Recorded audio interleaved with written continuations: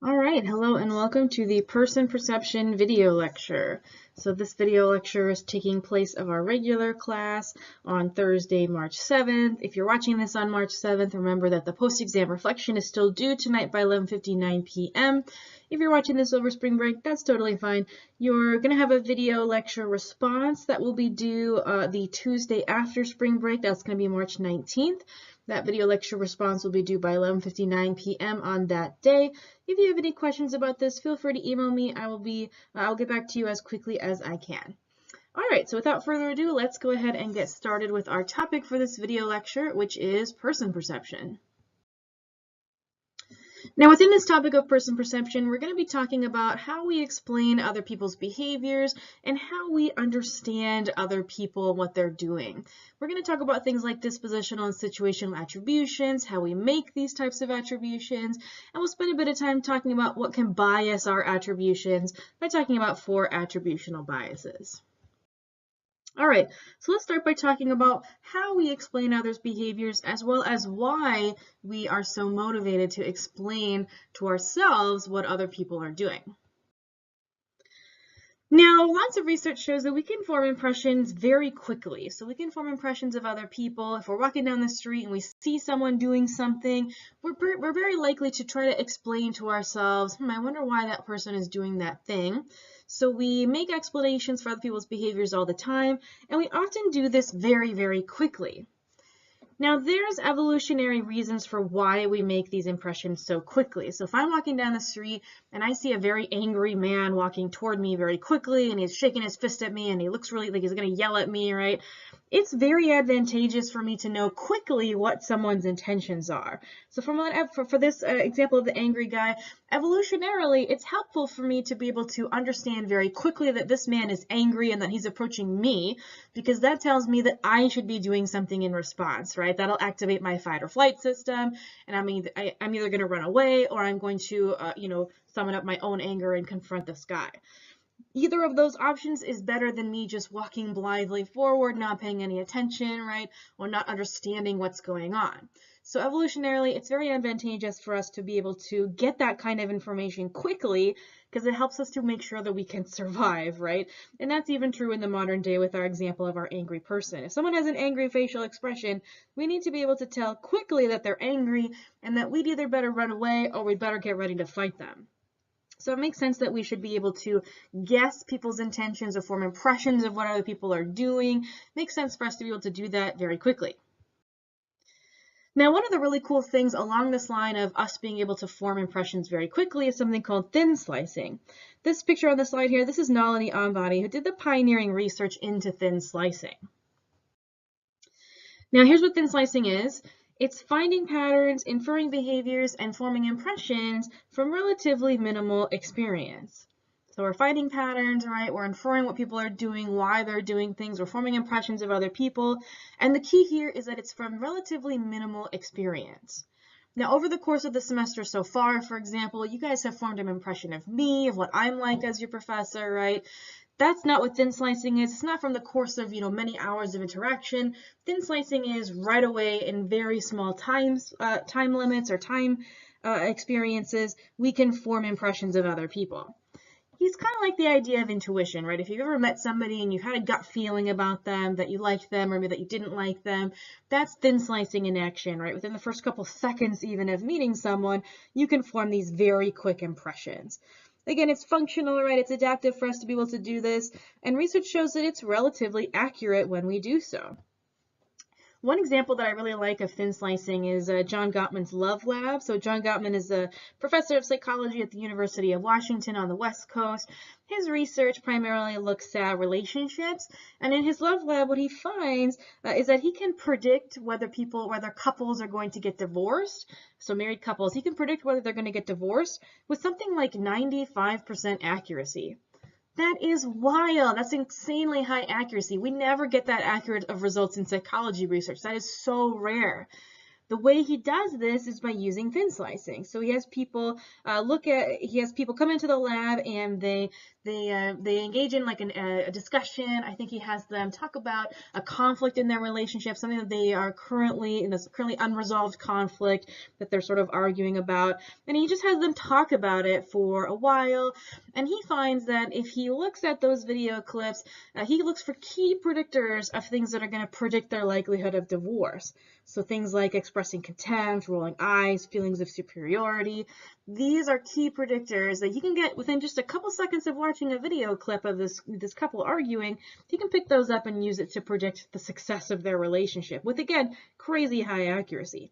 This idea, specifically in the relationships domain, we're actually going to come back to this later in the class when we get to attraction in relationships. So stay tuned. We'll talk in more detail about those findings then. Now, one of the first demonstrations of thin slicing done in 1993 actually had to do with the example of professors teaching and people making impressions of professors. So what happened in this study is that Ambani and her colleague had participants come into a lab, and they watched silent clip of a professor teaching. Now, importantly, there were three conditions here. In one condition, participants watched a 30-second long silent clip.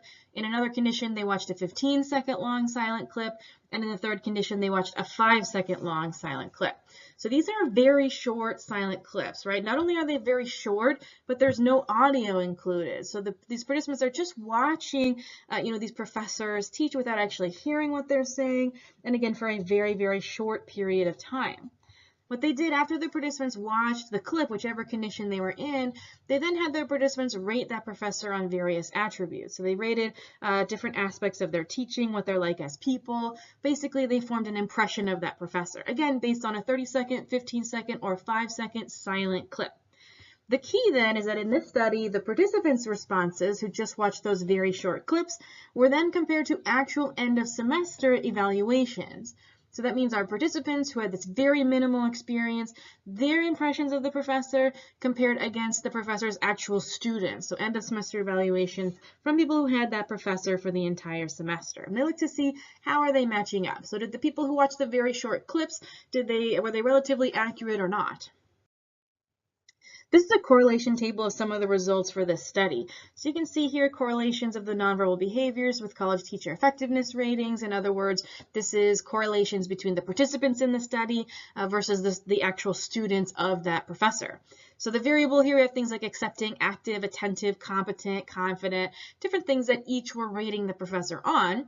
And on the right-hand column, we have the R values. This is a correlation value. So, of course, the higher the R value is, if you've taken stats before, you know this, the higher the R value is, the stronger the correlation is between them. In this table, any results that have at least one star by them are statistically significant correlations. And you can see that quite a few of our variables here of our ratings are statistically significantly correlated. So for example, ratings of how active the professor is, how competent, how confident, how dominant, how enthusiastic, how likable, how optimistic, how supportive, how warm, as well as the global rating variable, which is an overall rating of the professor. All of these are correlated. That means that the participants who watched these very short silent clips were accurate, right? They had basically the same ratings as the students who actually had that professor. Now, importantly, this was true regardless of condition of the study. So participants who watched the 30-second clip were just as accurate as participants who watched the 5-second clip. Think about that, 5 seconds. That's just it's already been 5 seconds since I said 5 seconds. That short a period of time, and you make pretty accurate impressions of somebody else. That's really impressive. And it shows that thin slicing works, right? Even with very short experiences, like 5 seconds short, we can still make pretty accurate impressions of other people.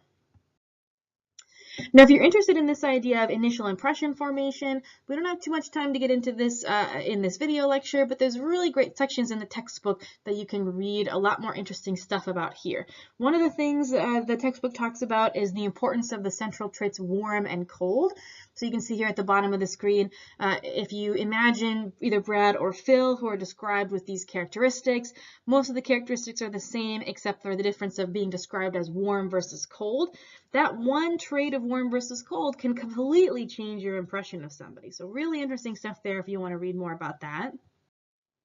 The book also has an excellent section on first impressions, so the first time you meet somebody, specifically looking at the primacy effect. If you're interested in that, great stuff there. And then the book also has sections on nonverbal behavior as well as detecting deception. We're going to talk a little more about detecting deception when we get to social psych and the law at the end of the semester, but there's some cool stuff there if you're interested right now. All right, now person perception is not only about impression formation, though. It's also largely about how we explain people's behavior, even if it's not necessarily about how we're forming an impression of someone. One thing that we're going to spend a lot of time talking about today is the idea of attributions. So this word attributions, it means inferences that we're making about the causes of people's behavior. So this is how we are explaining why someone is behaving in a certain way. So attribution is how we attempt to explain behavior because this affects how we view people as well as what we do as a response.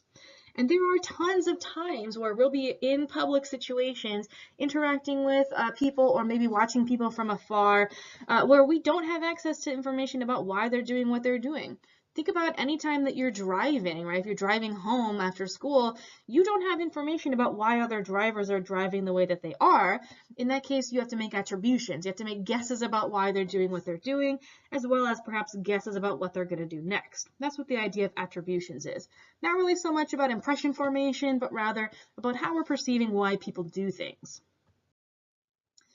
Now, you could think about the father of attribution research being this lovely guy, Fritz Heider. He really started the social psych field off in the direction of looking at attributions. And in his research, he described people in general as being naive scientists. This idea of being a naive scientist, that means that people are naturally motivated to explain and make conclusions about other people's behavior. So Fritz Heider thought we're all kind of like naive scientists going about our daily lives, making hypotheses about why people are doing things and then testing them, right, seeing if we're right or if we're wrong. That was his idea here.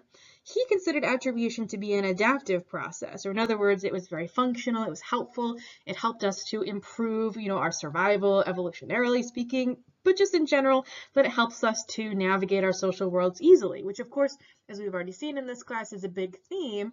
We are always looking for ways in which we can make our social lives or navigating our social environments easier. So Fritz Heider said attribution is one of the ways that we do that. He said it's adaptive because it allows us to predict our environment, and because knowing why people do what they do gives us some control over our world. It gives some sense of control, that we understand it, it's predictable, we get what's going on, right? That it helps us understand our world. One of the things that Fritz Heider did in his research was to use this sort of video footage. I can't play the video for you on this format, but this is sort of a screenshot from the video. What the video does is it shows shapes moving around on screen. So here you can see there's two triangles, one larger, one smaller. There's a circle as well. So it shows shapes moving around the screen in the video. And Heider asked people to describe what was happening in the video. So as these shapes are moving around. He found that people tended to narrate what was happening in the video by saying things like, oh, the triangles are fighting, the circle is hiding, right? The big triangle is angry. In other words, that we're ascribing emotions and intentionality to these shapes, right? Now, they're not animate objects, they're not animals, they're not people, right? And yet we still tend to describe their behavior on the screen in terms of these very attribution-y terms of here's why they're doing what they're doing. It's angry or it's scared. That just shows that we're very strongly motivated to explain why things are happening. So much so that we'll even, ascribe intentionality onto inanimate objects. And if we do that for triangles and circles on a screen, imagine how much more so we do this for actual people in our actual environment. So Fritz Heider had a lot of interesting stuff to say about attribution. One of Heider's biggest contributions to the field of social psych was what he called dispositional versus situational attributions. Heider argued that the attributions we make fall into two main categories. The first he called dispositional attribution. If it's a dispositional attribution, that means it's an inference that the causes of behavior are internal characteristics. So they're due to people's traits or attitudes. Specifically, it's something about the person that explains their behavior. So this is one of the two ways we can explain other people's behavior. If it's a dispositional attribution, we're saying something about the person is causing that behavior. So if you take this example, right, what's going on in this photo? The behavior is that this guy put a banana in his ear. If we were going to make a dispositional attribution about why he did this, then we might say he's weird. So something about him caused that behavior. He's weird, that's why he put the banana in his ear. Another example of a dispositional attribution would be like if you see someone trip and fall, you think, oh, they're clumsy. Something about them, right? The fact that they're clumsy is what made them fall. The other type of attribution, Heiner called a situational attribution. Situational attributions are inferences that the causes of behavior are external circumstances. So in other words, someone's behavior is caused by something about the situation. So in this case, it's not something about the person, right, causing the behavior. Instead, the situation, some external circumstance is what caused this person to behave this way. So if we go back to our guy with the banana in his ear, right, again, still the behavior is that this guy put a banana in his ear. But if we're going to make a situational attribution, we wouldn't say he's weird, right, because that's dispositional, something about him. We'd say something about the situation made him put the banana in his ear. Maybe we think, oh, it must be loud in the room and all he had nearby was a banana. So in that case, it's not that he's weird, it's that the situation led to his behavior. If we go back to the example of someone tripping and falling, right, we don't think, oh, they're clumsy, that's dispositional. If it's situational, we might think, oh, there must have been a rock there, or somebody must have tripped them. Now, importantly, dispositional and situational attributions, or rather dispositions and situations, interact with each other. So usually our behavior is the result of both our disposition and our situation. That's how it really works, right? But in reality, people tend to make distinct attributions to either the disposition or the situation. All right, now this brings us to part 1 of our video lecture response. So this is the response that you're doing to this video lecture, which you will submit to the folder on Blackboard. Right, so this is kind of like our participation for this video lecture. For part 1, your job is to come up with one new example of a behavior that someone could engage in. So new, not the banana in the ear, not tripping and falling, but something new that somebody could engage in. And then to brainstorm some possible attributions for it. So come up with at least one dispositional attribution and at least one situational attribution. So your 2 attributions should be of the same behavior. So how could you interpret it as dispositionally based, and how could you interpret it as situationally based? Now what you can do to do your video lecture response, you can pull up, like a Word document or something like that and type in your answer to part 1. There's going to be a part 2 later in the video. You can put that on the same document.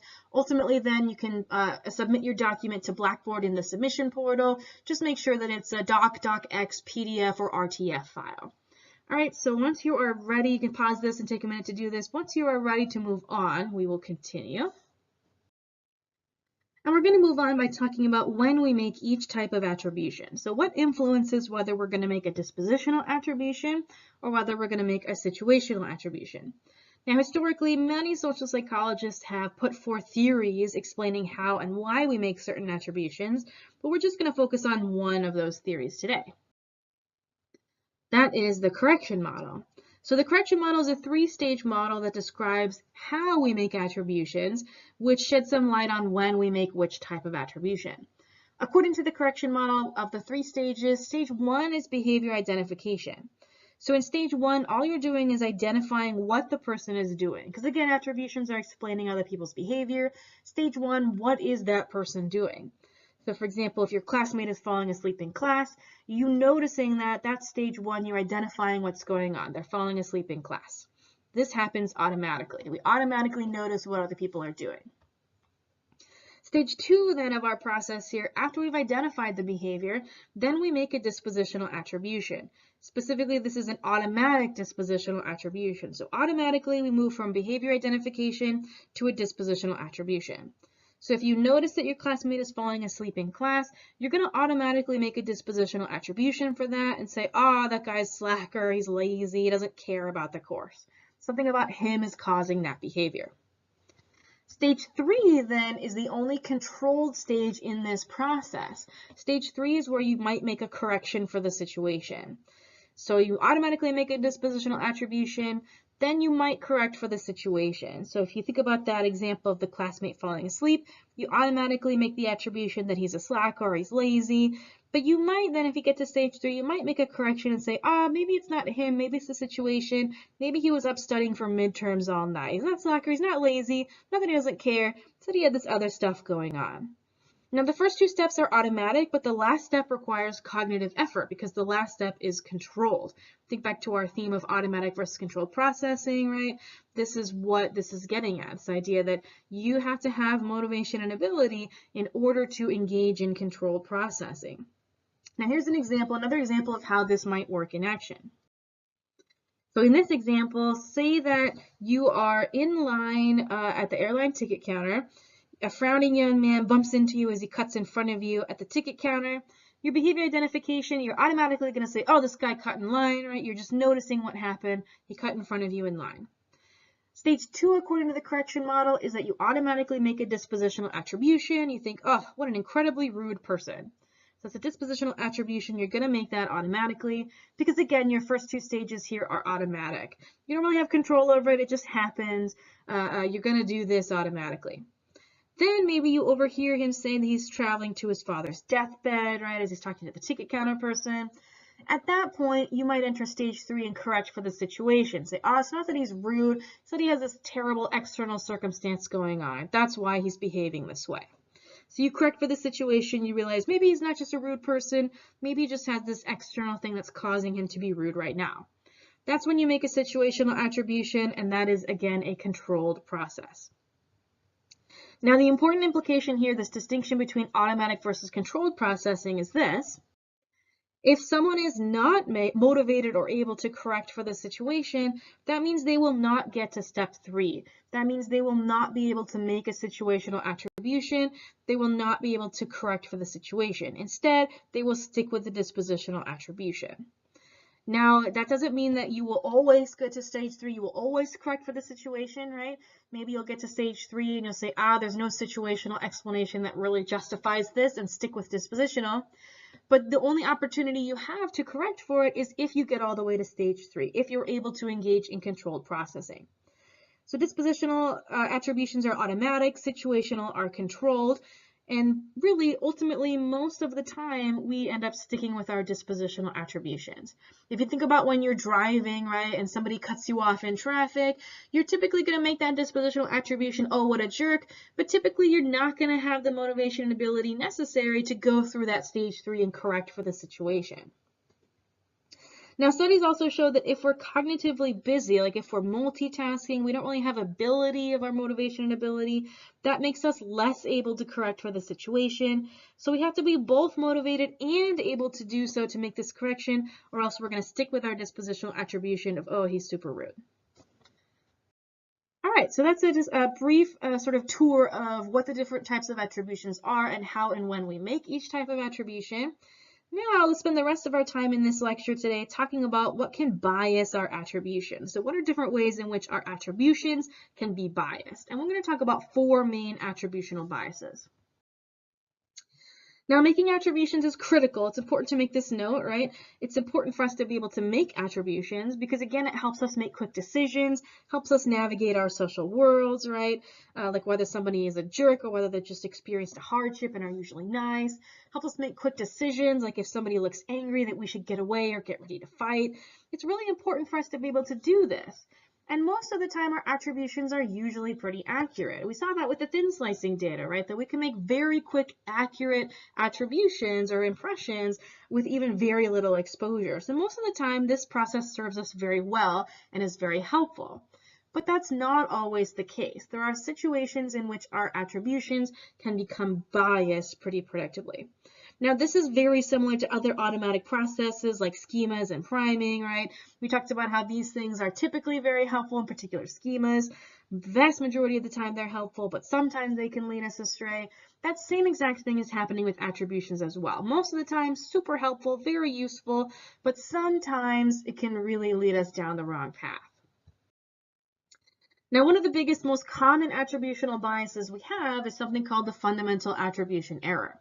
The fundamental attribution error is the tendency that we have to make dispositional attributions for others' behavior rather than considering the situation.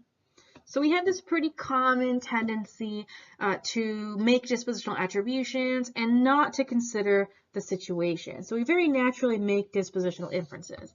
If we go back to the example of driving, right, if you get cut off while you're driving, what are you going to think? You're probably going to think, oh my God, what a jerk, right? So you're going to think, what an idiot, what a terrible driver. This is why they cut me off. You're explaining their behavior this way. You're less likely to say, oh, maybe he didn't see me and he's late for work. So we're less likely to come up with these situational attributions just naturally in our daily lives. We're far more likely to stick with our dispositional attributions. That's basically what the fundamental attribution error is saying. Most of the time, we tend to make dispositional attributions and not situational. Now, why does this error occur? It occurs because of the correction model. We automatically fixate on disposition, and we often lack ability or motivation to correct for the situation. If you think about that driving example again, right? Are you really motivated to correct your attribution if you get cut off while you're driving? Most of the time, it doesn't really matter that much, right? You're angry temporarily, and then you forget about it because you've got other stuff to think about, other stuff to worry about. So you never kick it up a gear into controlled processing to think about why it happened, because it's just not really worth it, right? You're not motivated, or perhaps you don't even have the ability because you have too much other stuff on your mind. So this is ultimately why this attribution error occurs, because of how the correction model works, because of how we make these attributions at all. One interesting question about the fundamental attribution error, though, is it really fundamental? So right built into the name there is this assumption that it's this universal error. But we've seen a lot of instances already in this class where culture can change outcomes of social psychological effects. So that begs the question, is fundamental attribution error really fundamental, or does it change according to culture? So because again, right, it's about making dispositional attributions for others' behaviors. Is that universal? Now, research shows in a more broad sense that culture does impact how we make attributions. So specifically, research shows that culture affects how we make attributions for other people's negative behaviors. So research shows that people from individualistic cultures tend to make more dispositional attributions for other people's negative behaviors, like someone cutting you off in traffic, right?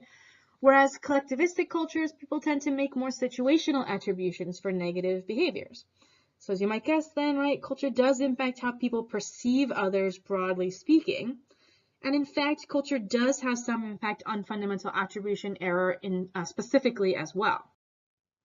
Now, research shows, in fact, everybody does tend to make the fundamental attribution error. So if you get cut off in traffic, right, everybody makes the fundamental attribution error and thinks, oh, what a jerk. They make that automatic dispositional attribution. The difference, though, is that people in Eastern cultures, specifically people in collectivistic cultures, they're more likely to automatically correct for the situation. So they're much more likely to correct for the situation. Oh, they're probably running late, didn't even see me, right? Make a situational attribution. And the cool thing here is that that's actually pretty automatic for people in collectivistic cultures. Even when motivation or ability for controlled processing are low, people from collectivistic cultures can still make this correction. That suggests that the correction model operates a little differently in collectivistic cultures than it does in individualistic. So in individualistic cultures like ours, stage 3 is purely controlled, right? Hence why we often don't get there. But in collectivistic cultures, stage 3 is more automatic. So it's an interesting difference in culture and how we make attributions. Everybody makes the fundamental attribution error, but people in Eastern cultures can automatically correct for it.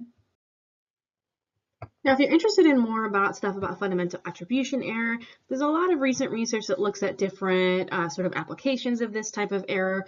This article here I pulled out, Perspective Taking Reduces Fundamental Attribution Error, is studying how things like taking other people's perspectives, like engaging in empathy, how that can change how this error plays out.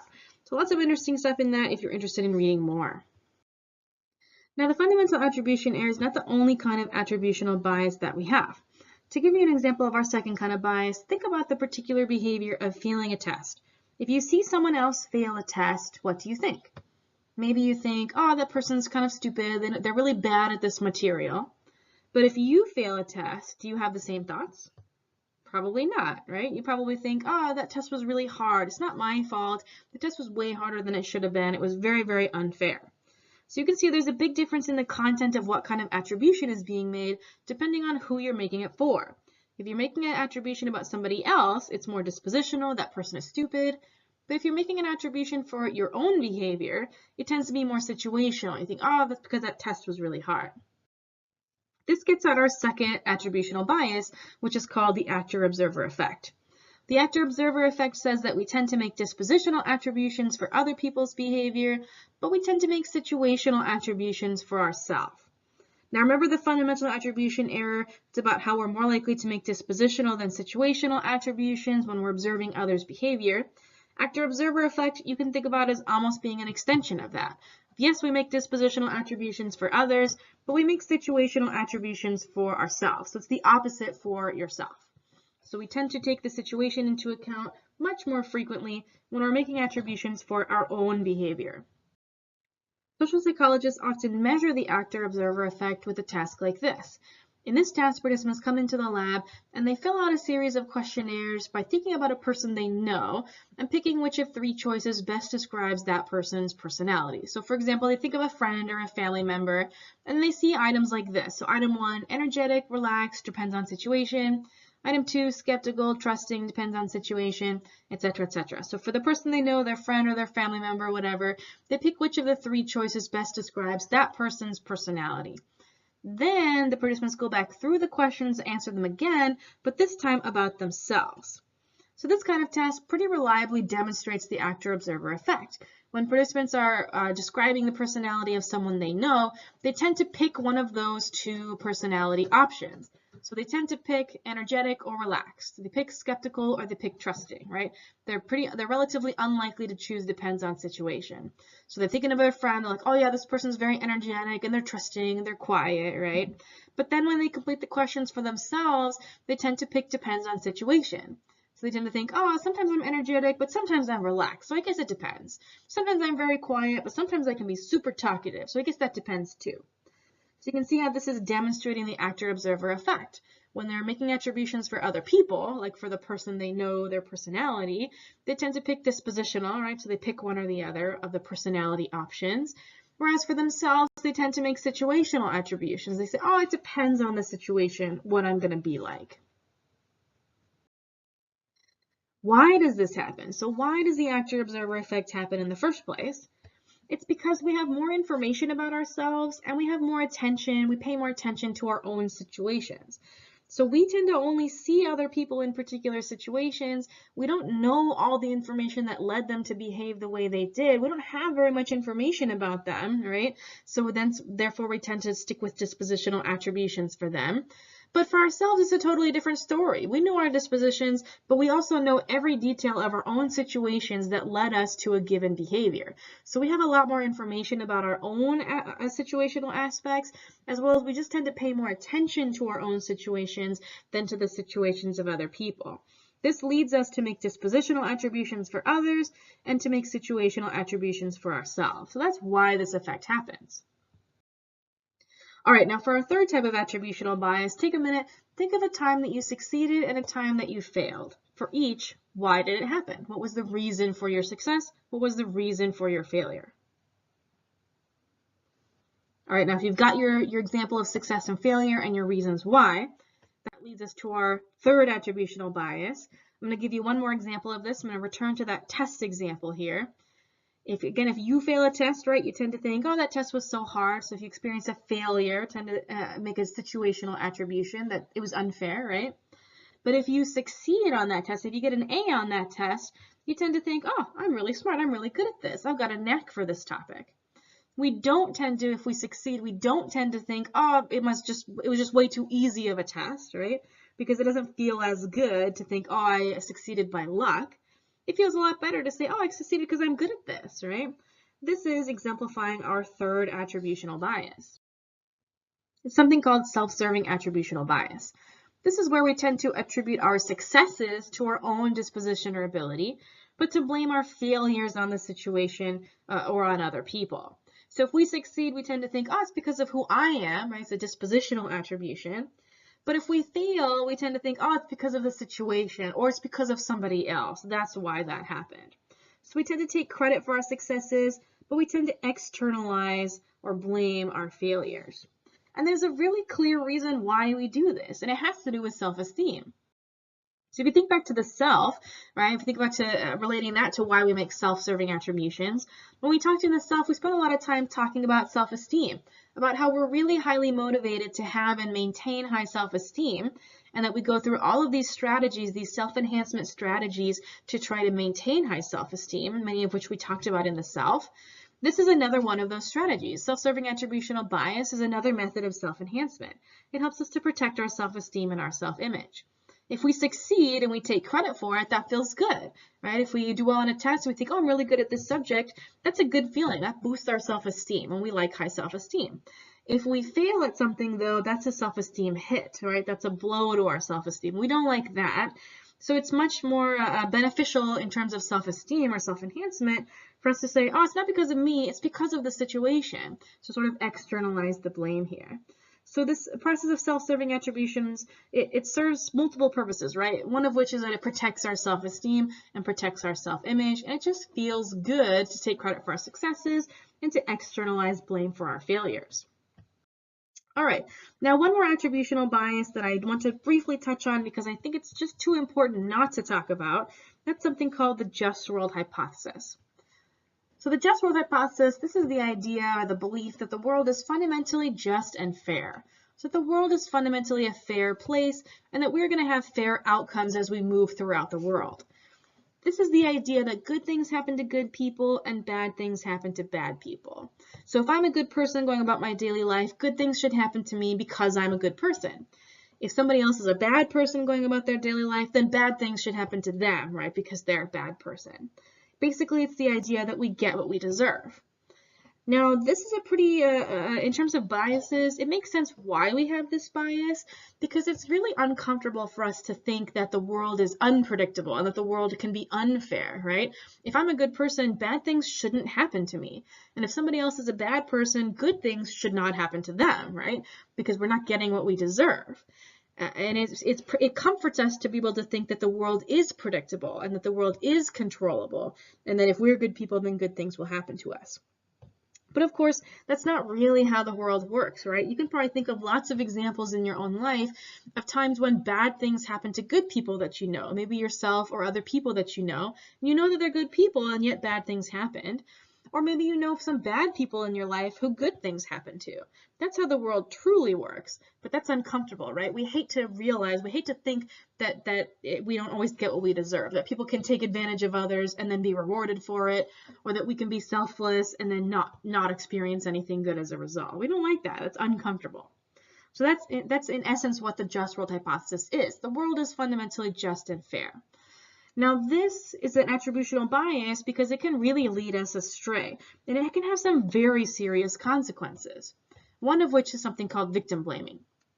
So if you've heard of victim blaming before, it's basically when something bad happens to someone and you say, oh, okay, that happened to them because they deserved it. So they deserve that bad outcome. That's because when somebody is the victim, like the victim of a crime or maybe even like a natural disaster, right? If somebody's the victim, it's uncomfortable for us to think that they might be a good person who this bad thing happened to. Because if this bad thing happened to this other good person, then bad things could happen to us too, and that's really uncomfortable for us to think about. It's far more comforting psychologically speaking to think, oh, they only had that bad thing happen to them because they're a bad person or because they deserved that bad outcome. Something they did made it happen, right? And therefore, it would never happen to us. So psychologically speaking, it's pretty clear where this comes from, but regardless, it's not really how the world works, right? There are tons of examples in everyday life of bad things happening to good people, and victim blaming isn't really helping that process, right? It's just perpetuating these incorrect ideas. So this is a pretty serious side effect of the just world hypothesis, of this attributional bias. Another side effect of this is something called defensive attribution. Defensive attribution is the idea where you're thinking, okay, bad things won't happen to me because I'm a good person, right? So only good things should happen to me. Bad things won't happen to me. But again, that's not really how the world works. Bad things happen to good people all the time. So this is another example of a consequence of this bias, which doesn't really reflect reality, but regardless, it's comfortable to be able to think about. It's comfort for us, basically. So that's our fourth attributional bias. And there's tons of examples where you can see this attributional bias playing out, for example, in the media. Now, this attributional bias, in particular, just world hypothesis, there's a lot of really important research going on currently examining this bias. So this paper, the Spotlight in Current Research, this paper is Biases in Blaming Victims of Rape and Other Crime. So there's a lot of really important research going on in these areas. So if you're interested in this, there's a lot of current research that you could read more about. All right, now switching gears a little bit, the textbook does have another type of bias that we didn't really talk about, something called group serving bias, or the ultimate attribution error. So if you're interested in how these attribution biases can happen at the group level, the textbook has more information about that. All right, now time for part 2 of our video lecture response. So what you're going to do for this part 2 of your video lecture response, I'm actually going to have you guys watch a short video clip. So this is a video clip from The Office. They had this golden ticket episode, and there's a really excellent example of a particular attributional bias in that episode.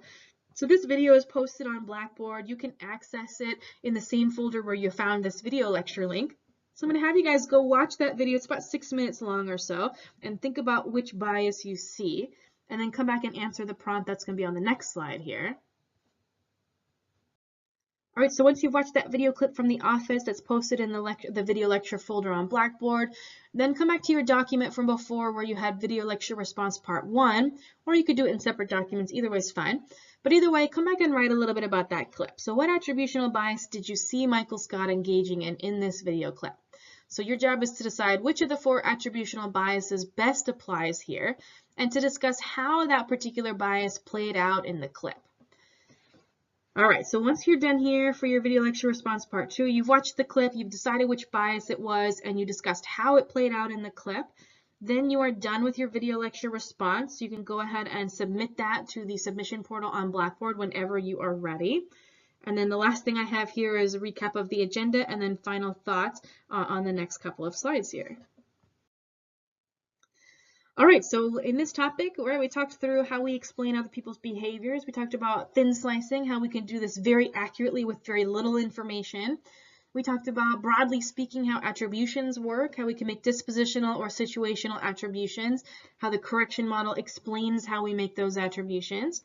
And we also talked about what biases are attributions. We talked through 4 different attributional biases that can impact how we make attributions in our everyday lives.